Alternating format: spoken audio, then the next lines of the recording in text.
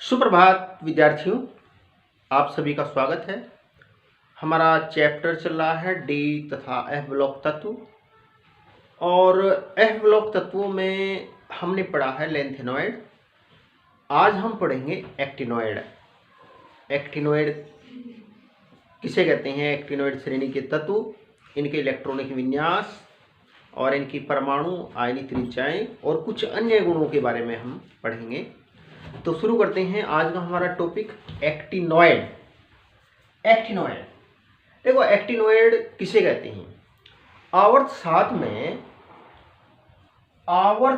सात में एक्टिनियम परमाणु क्रमांक 89 से आगे के 14 तत्वों, थोरियम से लेकर के लॉरेंशियम, इसका परमाणु क्रमांक 90, इसका परमाणु क्रमांक 103।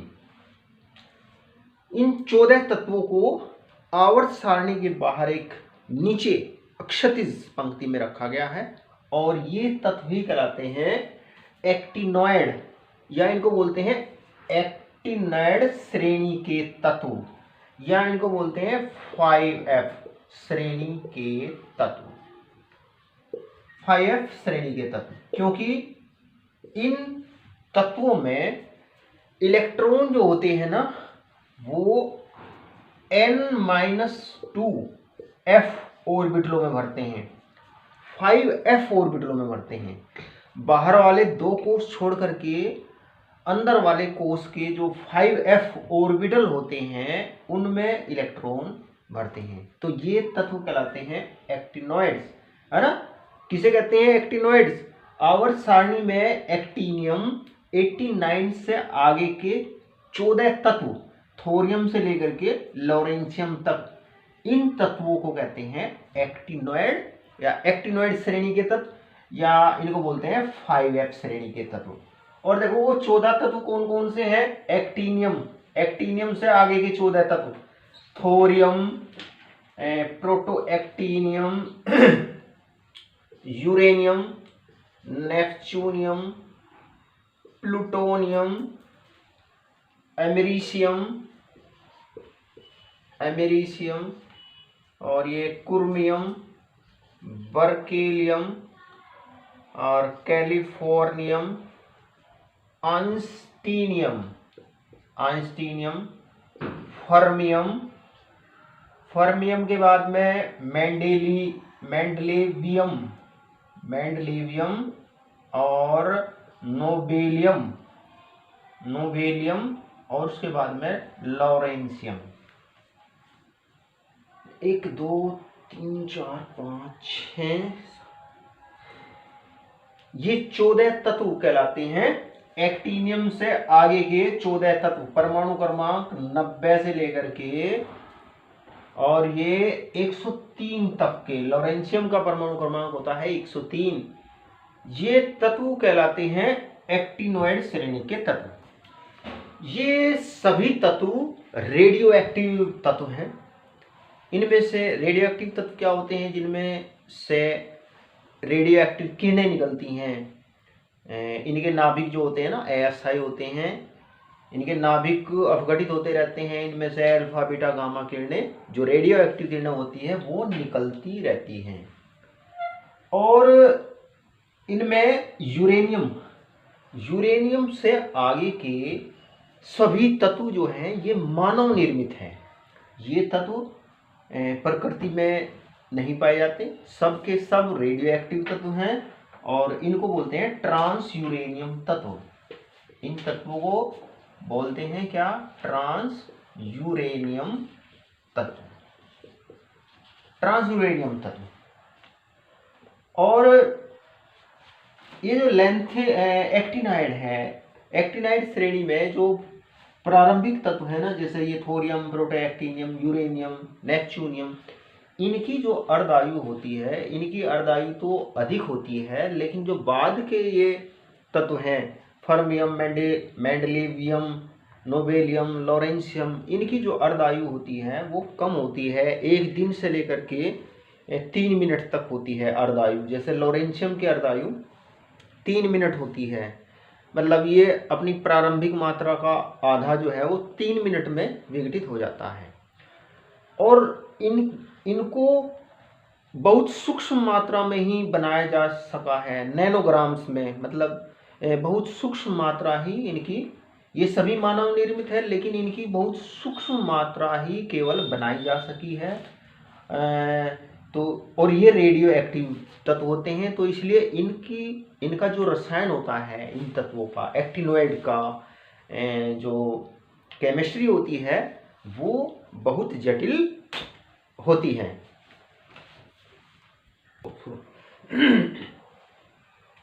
अब देखते हैं जो एक्टिनोइड श्रेणी के तत्व हैं इनके इलेक्ट्रॉनिक विन्यास। देखो इन तत्वों के, एक्टिनोइड के सामान्य इलेक्ट्रॉनिक विन्यास,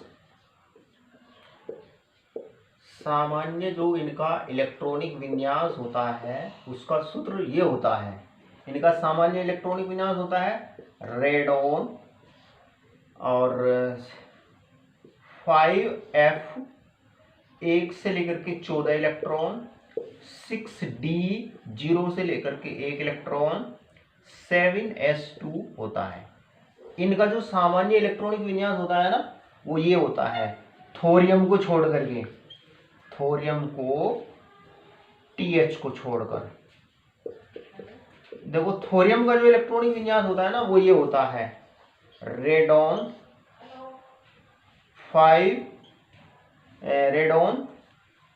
6d2, d में 2 इलेक्ट्रॉन होते हैं, f में इलेक्ट्रॉन नहीं होते, 7s2 होता है। देखो ये रेडॉन का मतलब जो अंदर वाले जो कोष होते हैं ना उनका जो इलेक्ट्रॉनिक विन्यास होता है वो रेडॉन जैसा इलेक्ट्रॉनिक विन्यास होता है, सभी कोष पूर्ण रूप से भरे होते हैं। और रेडॉन का परमाणु क्रमांक कितना होता है 86 होता है, यानी कि यहाँ पर 86 इलेक्ट्रॉन भरे हुए हैं और बाद के इलेक्ट्रॉन f ऑर्बिटलों में भरते हैं। तो इनका जो सामान्य इलेक्ट्रॉनिक विन्यास होता है वो ये होता है और इलेक्ट्रॉन जो होते हैं वो f ऑर्बिटलों में भरते हैं। अब देखते हैं एक्टिनाइडों के इलेक्ट्रॉनिक विन्यास। देखो एक्टिनाइड किसे कहते हैं, एक्टिनियम से बाद के जो 14 तत्व हैं, थोरियम से लेकर के लॉरेंशियम तक के ये जो तत्व हैं इन्हीं को बोलते हैं एक्टिनोइड। और क्योंकि जो एक्टिनियम जो है ना, एक्टिनियम गुणों में एक्टिनोइड से समानता प्रदर्शित करता है, तो इसलिए इसका अध्ययन भी एक्टिनोइड के साथ ही किया जाता है। देखो इनका जो इलेक्ट्रॉनिक विन्यास होता है वो होता है, यहाँ पर रेडॉन है, ये रेडॉन क्रोड आंतरिक इनकी रेडॉन क्रोड है, मतलब इनका क्लोज्ड सेल इलेक्ट्रॉनिक कॉन्फ़िगरेशन है, पूर्ण रूप से भरे हुए कोष हैं, रेडॉन जैसा इलेक्ट्रॉनिक विन्यास है इनका।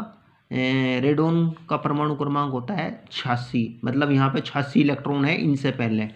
6d1 7s2 इसका होता है 6d2 7s2 थोरियम का, f में कोई इलेक्ट्रॉन नहीं होता थोरियम में, है ना। और प्रोटो एक्टिनियम का होता है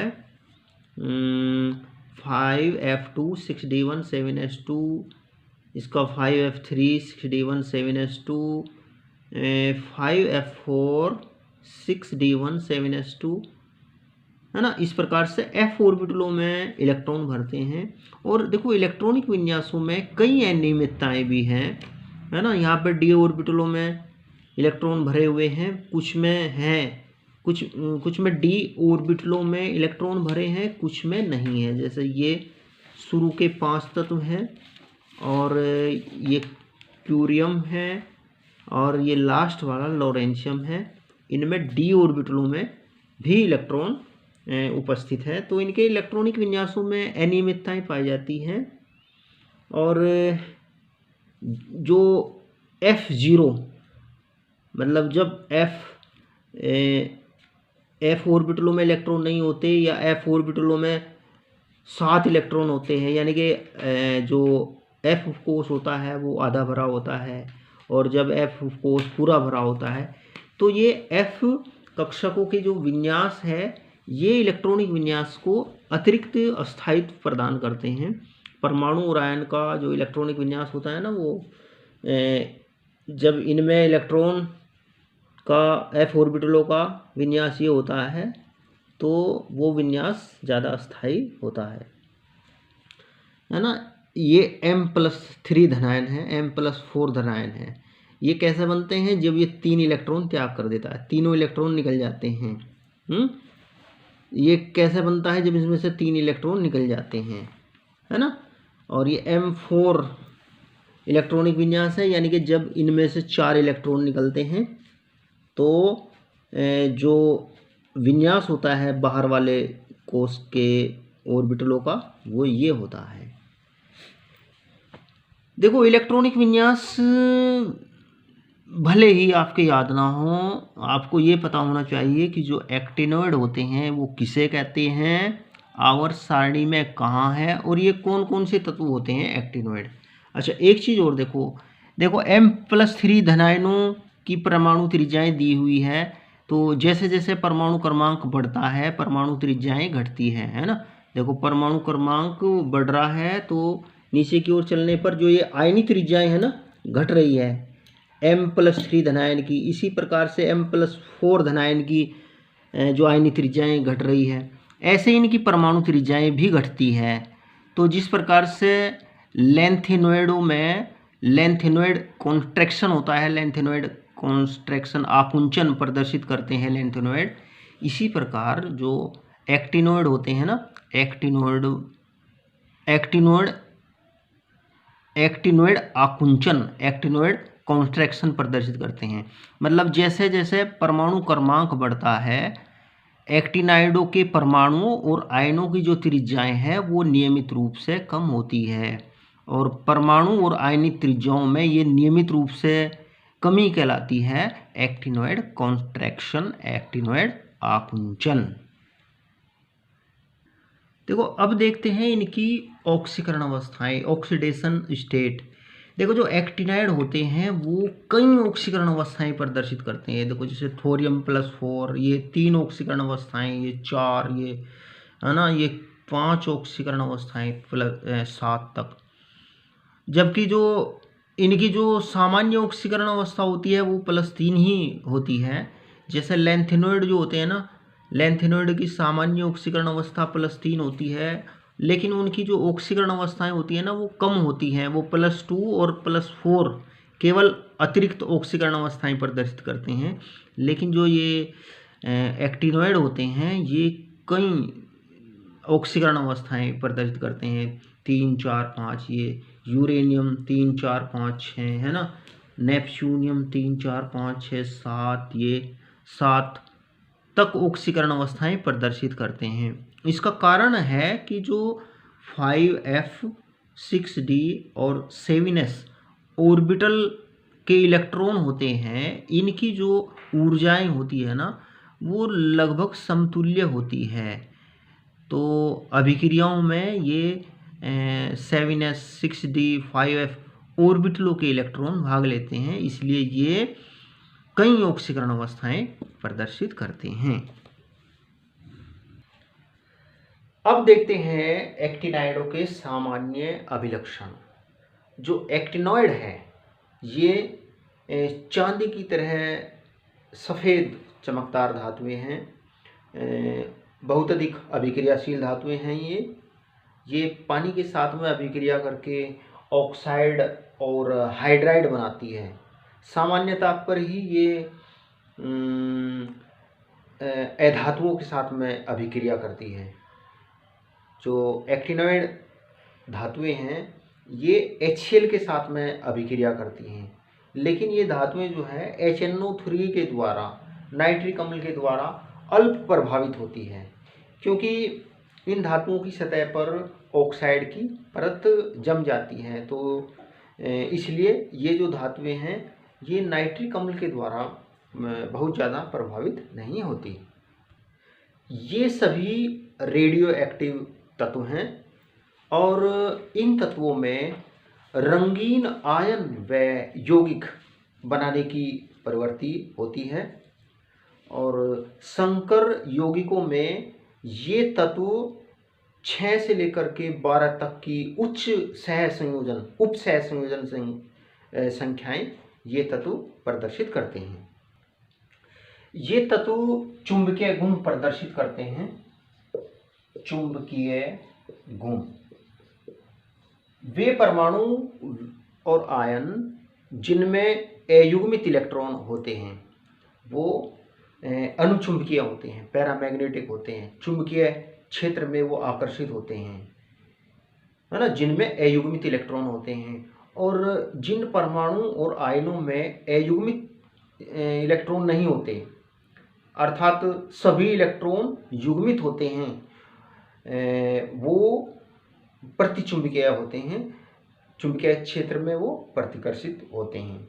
देखो जैसे ये है एक्टिनियम। एक्टिनियम का जो विन्यास होता है वो होता है 5f0। f ऑर्बिटलों में कोई इलेक्ट्रॉन नहीं होता। थोरियम +4 धनायन 5f0, इसका इलेक्ट्रॉनिक विन्यास, f ऑर्बिटल में कोई इलेक्ट्रॉन नहीं होता। यूरेनियम +6, इसमें भी f ऑर्बिटलों में कोई इलेक्ट्रॉन नहीं होता। और लॉरेंशियम परमाणु क्रमांक इसके ऊपर +3 यूनिट का धनावेश और f ऑर्बिटलों में 14 इलेक्ट्रॉन होते हैं। तो देखो इनमें f ऑर्बिटलों में या तो इलेक्ट्रॉन नहीं है और बाकी जो ऑर्बिटल है उनमें सभी इलेक्ट्रॉन जो है ना वो युग्मित होते हैं।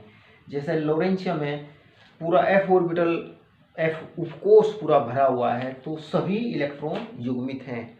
तो ऐसे परमाणु और आयन जिनमें सभी इलेक्ट्रॉन युग्मित होते हैं वो क्या होते हैं, प्रतिचुंबकीय होते हैं। या ये कहें कि जिन आयनों में f ऑर्बिटल या तो खाली होते हैं या f ऑर्बिटल पूरे भरे होते हैं, ऐसे आयन जो होते हैं वो प्रतिचुंबकीय होते हैं। अब देखते हैं एक्टिनॉइडों के उपयोग। देखो थोरियम का उपयोग जो होता है वो नाभिकीय ईंधन के रूप में किया जाता है और कैंसर के उपचार में इसका उपयोग किया जाता है। यूरेनियम का उपयोग भी नाभिकीय ईंधन के रूप में किया जाता है।